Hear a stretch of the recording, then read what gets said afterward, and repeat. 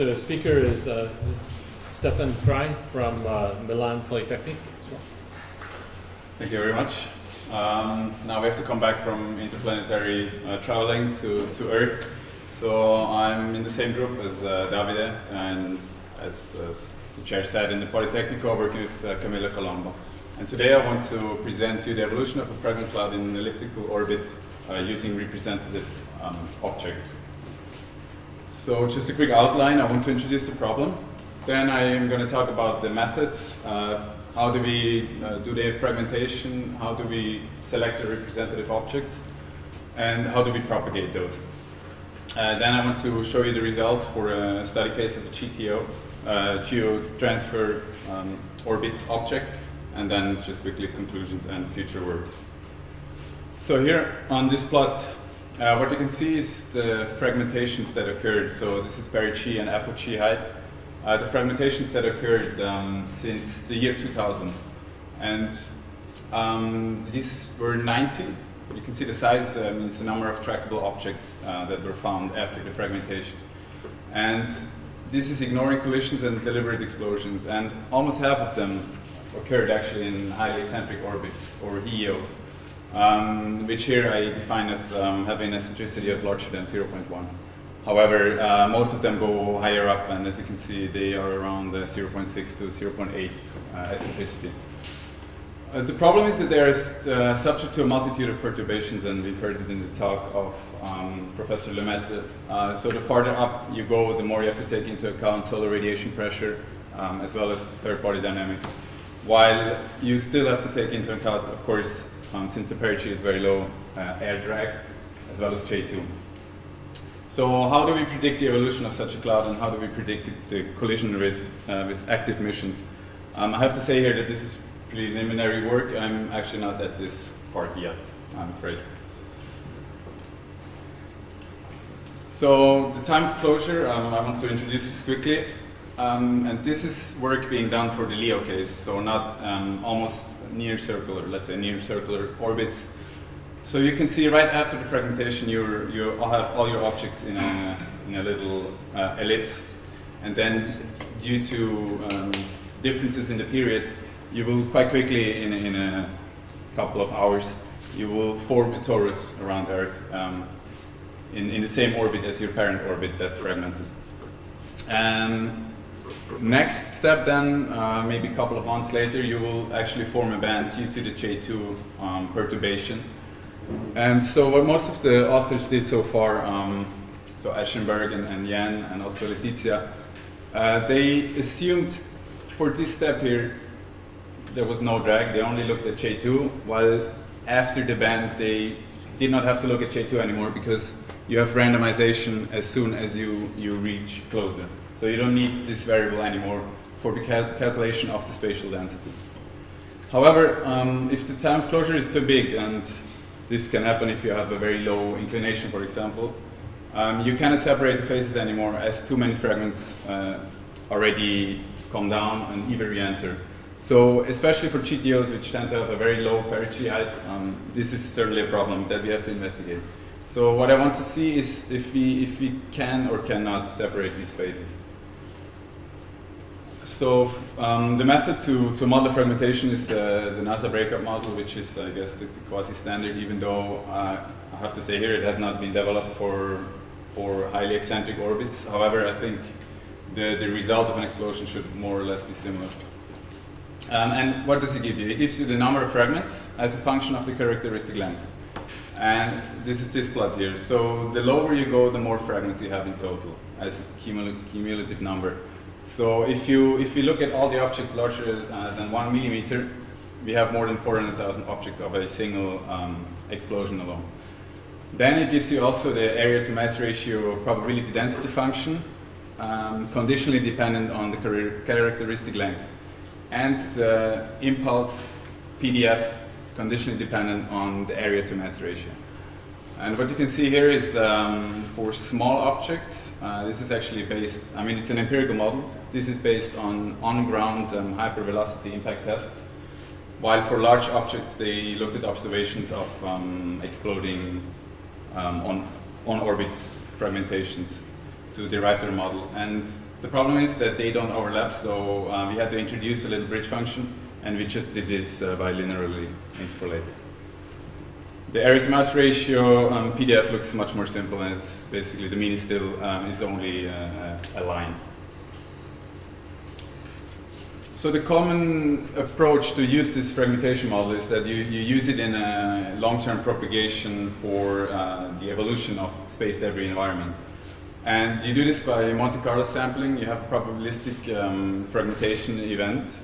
And whenever you reach one of those fragmentation events, you draw distinct objects from this probability density function that I just showed you.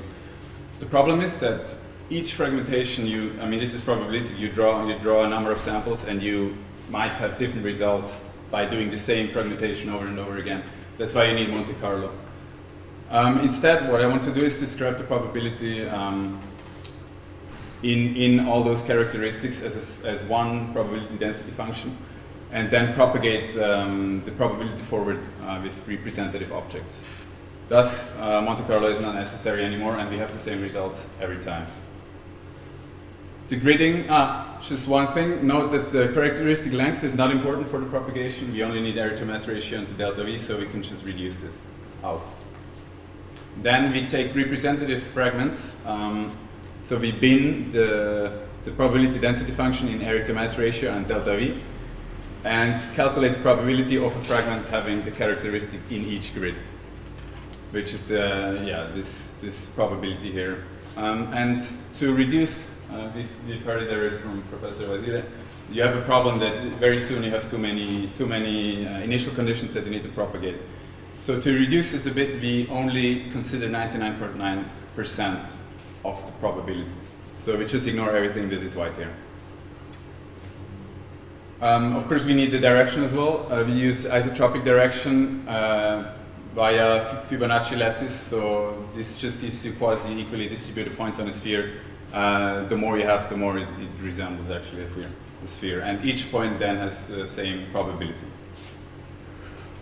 Of course, we want to be fast, so we use a semi-analytical propagator in Keplerian orbits, and we start with a Keplerian orbit. However, the delta V is in Cartesian coordinates, so we have to go into Cartesian coordinates, apply the delta V, and then go back.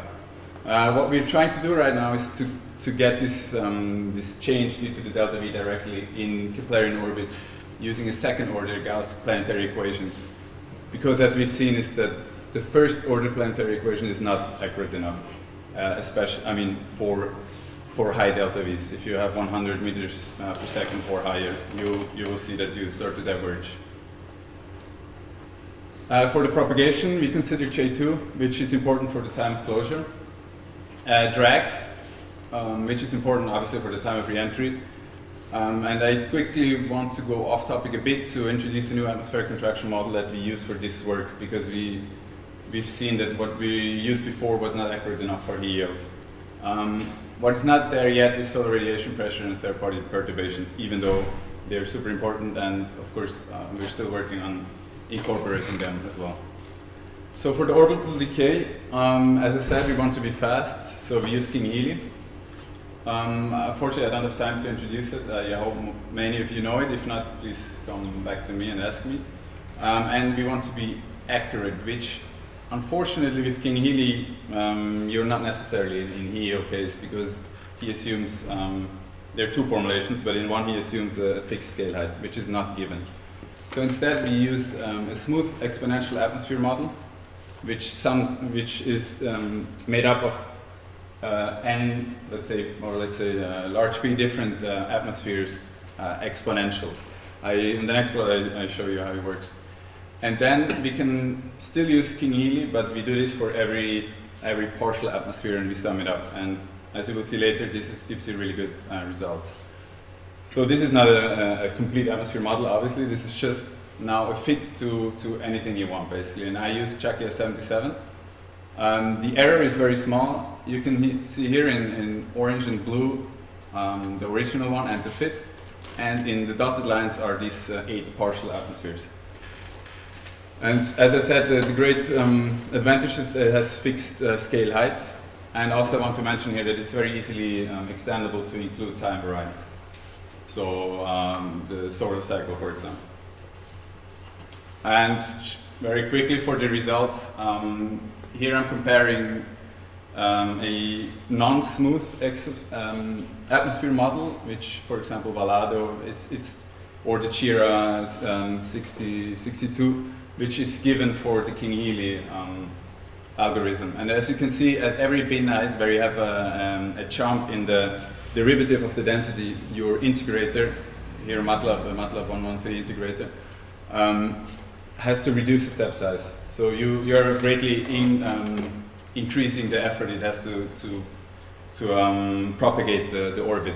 So instead, with the smooth one, you can see here you need a way less number of steps. So it's actually only 30% in total. And then I want you to see here this 3 and 4. These are both the smooth model. One is numerical propagation, the other one is the superimposed King-Healy. And as you can see, they give really good results. While the classical King-Healy, using the scale height of the summed up atmosphere model, actually is off quite a bit. Just to highlight that there is really a need of improving this. So coming back to the actual problem.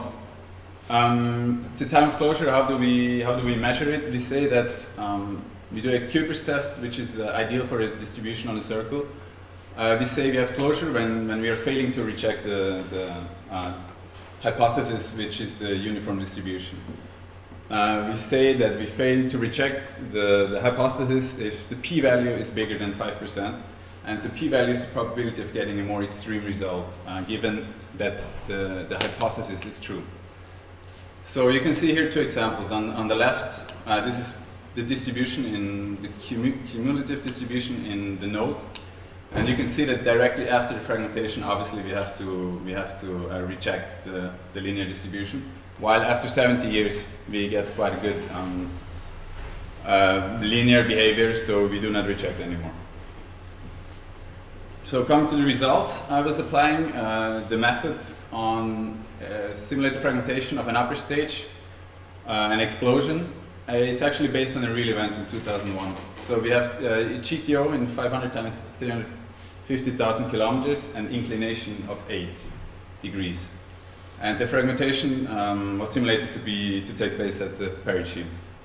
And as you can see here, luckily not too well, is the distribution in semi-major axis and eccentricity of these objects. By the way, this is in fact only one object, so it's the probability of one object being in this grid space. And maybe some of you know that usually when you have a fragmentation in circular orbit, you get this V shape. However, in GTO, it's just a curved line. So then we propagated it, and for 200 years. And what you can see here, so this is a time slice. What you can see here is that the peak probability becomes lower and lower, and you are spreading it more towards ground. So it's declining in total. However, as you can also see, is that a lot of objects are still there in the end, but this is because we used quite a conservative atmospheric model. In the evolution of the RAN and the argument of perigee, here only for 5 years, because else you don't see really much, you can see really the spreading over time. So the farther you go, the more you're spread along the orbit, or along Earth, basically, for the RAN, of course. And we have to look at this for the p-value. So the evolution of the p-value over 200 years now again is that we reach, so we are above 5% after about 50 to 70 years in RAN, and about, let's say 30 to 50 years in argument of perigee. At the same time, as you can see here, the probability of the fragment to actually re-enter is a bit, between 5 and 10%, and here even less than 5%. So there are still a lot of objects there once we reach closure, but unfortunately we still have, there is already significant spreading in semi-major axis. So to conclude, the closure times are quite long, so they are much longer than in the LEO case. The probability of re-entry is low in this case, but the perigee height could be lower, so you would re-enter much faster. So while most of the collision risk will come after closure anyway, I mean, if you take a range of 1,000 or 2,000 years, we still have to treat the spreading, including the drag. So we cannot separate these phases like that. So just to show some future work, we want to remove the sensitivity on the grid points, for example, using differential algebra. We also want to study different inclinations and pericies, include SRP and third-party perturbations. And then what we want to do is to switch to a density-based propagation. So we want to get rid of the representative objects and just directly propagate the density to then calculate the collision risk. Thank you very much.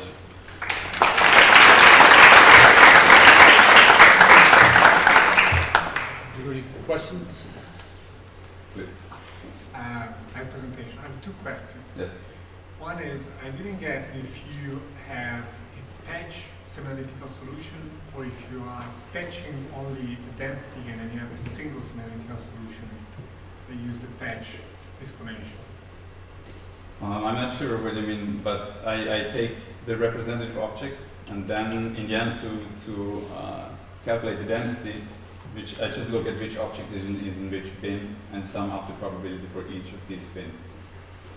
Yeah, but you're not using a numerical integrator. No, semi-analytical. So you need a semi-analytical solution for that particular bin. Yes.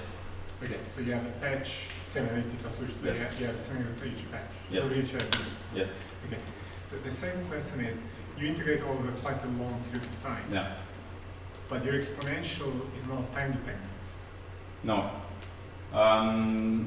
Of course, I could include it, but at this point, we really want to understand if we can separate or not. And since this is, we have to be conservative, of course, for the air drag.